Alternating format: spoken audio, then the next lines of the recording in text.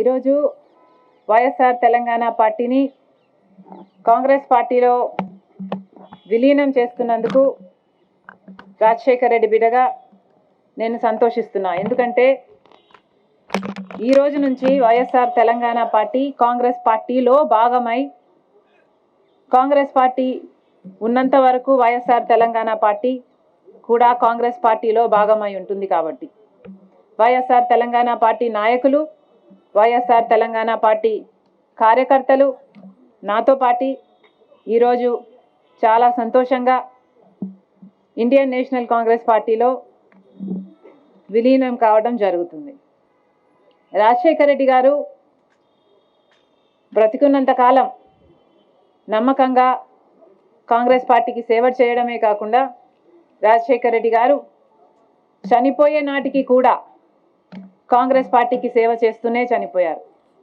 ఈరోజు రాజశేఖర్ రెడ్డి బిడ్డ కాంగ్రెస్ పార్టీలో చేరుతుంది అంటే రాజశేఖర్ రెడ్డి గారికి చాలా సంతోషం, చాలా గర్వం కలిగించే విషయం అని నేను నమ్ముతున్నా.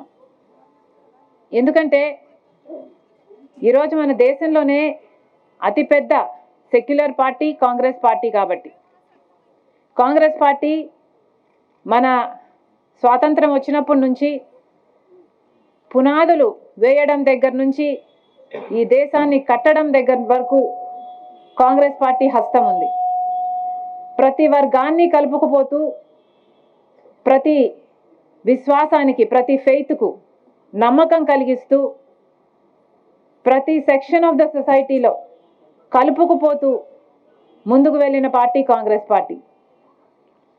కాంగ్రెస్ పార్టీ ముందు కూడా రాహుల్ గాంధీ గారి నాయకత్వంలో, ఖార్గే గారి నాయకత్వంలో ప్రజలందరికీ మేలు చేస్తుందని సంపూర్ణంగా విశ్వసిస్తూ, రాజశేఖర్ రెడ్డి గారి కళ, ఏ కళ అయితే రాజశేఖర్ రెడ్డి గారు రాహుల్ గాంధీని ప్రధానమంత్రిని చేయాలి అని మనస్ఫూర్తిగా కోరారో అది నెరవేర్చడానికి రాజశేఖర్ రెడ్డి గారి బిడ్డ మనస్ఫూర్తిగా పనిచేస్తుంది.